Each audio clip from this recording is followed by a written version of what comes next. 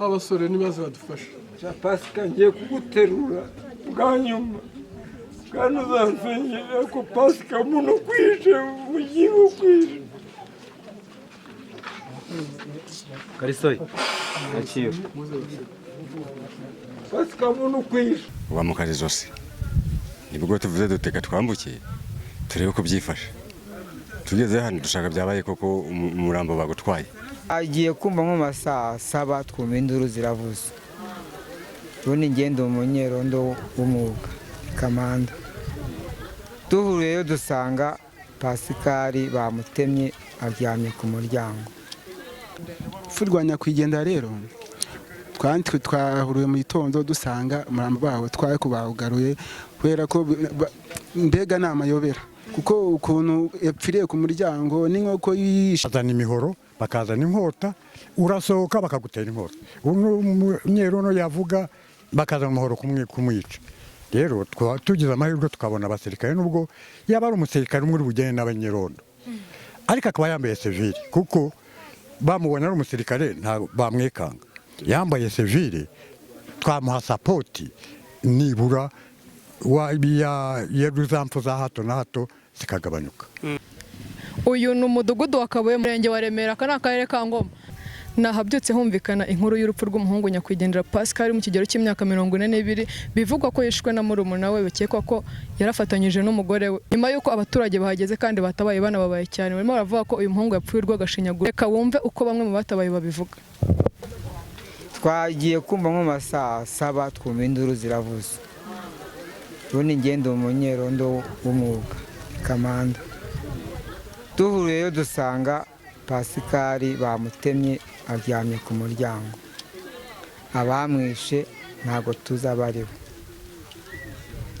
icyo dusaba mwadushikariza bikazamuka mu rwego rwo hejuru bikajya no kwa muzehe twifuzaga byibura mu kagari mu murenge wa Remera akagari ka Nyamagana ko byibura n'imidugudu 10 byibura bajya baduha nk'abasirikare 2 muri mudugudu niyo bamara nk'icyumweru umutekano wabagiye ku murongo cyo nicyo cyifuzo dushaka nta muturage gitunga ingurube nta muturage gitunga inkoko nta muturage gitunga ihene nta muturage ucyorora inka nta n'ucyanika imyenda ibintu byose urasohoka ugasanga gutegeka ku muryango agatema n'umuhoro ubwo rero twasanga ngo ibyo byifuzo byacu mu bizame mu bigere mu rwego rwo hejuru mu bavugizi bacu bamusanze hano hari ku muryango nyine hariya babonye yarasohotse agiye hanze bari bave mu kiro cya nyirakuru n'ubundi bari kusubiramo ukuntu byagenze neza imihango yagenze neza mu gihe asohotse gatoya umuntu ahita amukata izosi aramugushije nuko byagenze furwanya kwigendera rero twahuriye mu gitondo dusanga umurambo bawo twaye kubawugaruye kubera ko mbega namayobera kuko ukuntu yapfiriye ku muryango n'inkoko yishe n'uri hepfo yawo cyangwa hirya nka metero nk'icumi ayumva urusaku rwayo abuze nkibaza gute umuntu umukata izosi ntatabaze kandi ari ku muryango mu nzu harimo abantu urumva rero harimo amayobera menshi cyane kabisa kuri urwo rupfu niko ngiye nabishidikanya ukuntu bimeze ntabwo umuntu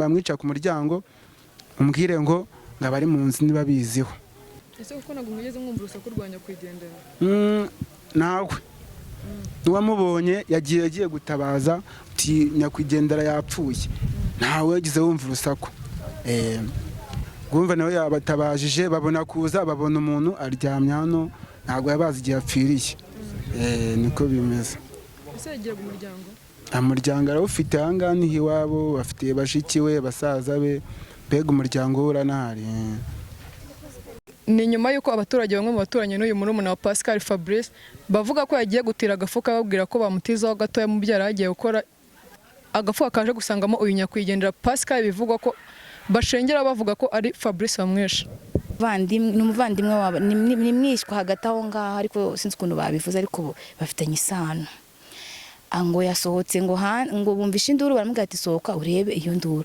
Asohotse ngabona abantu ngo bafite imihoro, undi ngo yarari gutora ngo umufuka, ngo banavuganye aramubwira, uramubaza ngo kuraho ngo wakitiza ko nagafuka se hari ikibazo. Undi abo bari bafite umuhoro. Uwo muhungu yasohotse abona umuntu hanze, abona ari gutora agafuka. Uwo muvandimwe wa ba Pascal aramaze ati kuraho ngaho. Undi ati wanije kano gafuka, undi ati gatware. Ati ngo wakitiza kano gafuka, undi ati nta kibazo gatware. Ubwo nibwo yaramaze kubona abantu bafite umuhoro, ariko nawe yararimo uwo wari ufite agafuka. Nibwo rero baje biruka mu nzu, aragaruka aratabaza birarangira. Ubwo rero igihari kigaragara ko ni wa Fabrice wamwishe. Gusa twebwe nk'abaturage ukuntu twabyumvaga, umuntu wakoze icyo cyaha twumvaga mwamuzana hagati y'aho yakoreye icyaha, natwe nk'abaturage tukamugirira igihano gikwiye. Ngewe uko mbyumva numva umuntu wishe undi bamurasa agapfa, kuko ejo n'ejo bundi yakica undi.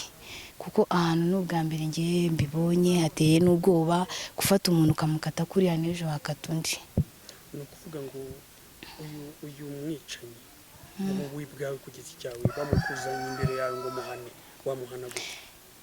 Nuko atari ibishoboka ko njye numvaga kuri bwanjye bamunzanye imbere mfite imbunda namurasa agapfa, kuko ntago nakora icyaha ngiye cyo kuvuga ngo ndabaze nk'uko yabaze mugenzi we. Ngiye namurasa agapfa, cyangwa se akababara, abaturage tukamuha igihano gikwiriye, akababara akarinda apfa ababaye yumvishe ko ibyo yakoze atari byo, ahubwo ikiza nuko bamurasa agapfa, kuko ejo n'ejo bundi bamuretse yakica undi. Ni ukuvuga ngo murasaba leta ko yamuzana yagahanwa, agashyikirizwa imbere y'abaturage aho yakoreye icyaha, bakamuhana birenze amategeko. Nk'uko uko ndumva ngiye bimeze, ndumva bamuzana nabo bakamwica. Njye nuko mbyumva.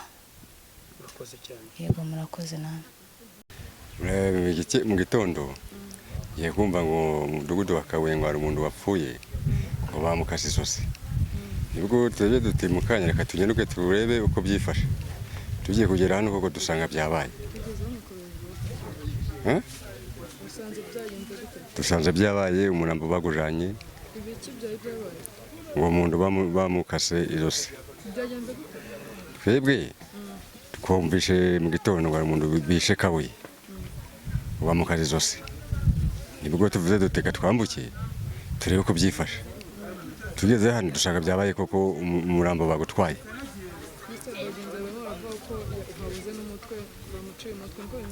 Njye ntabwo mbizi, navuga ibyo nzi, ibyo ntabwo nanabimenye amakuru yabyo. Umurambo ngo bagutwaye kwa muganga. Wapfuye uko numvishe amakuru, ngo nimba n'amafaranga 50 bamujijije, nimba ari byo simbizi. Nibyo amakuru numvishe nayo ngayo. Ingomo? Rurasanzwe ni ngombwa. Iyo tuje gakiye niba uriho hirya bakonye ifaranga bararikwambura. Bamusanze wose cyangwa bamutegeye mu nzira? Nimba ari kuwe hano iwabo simbizi.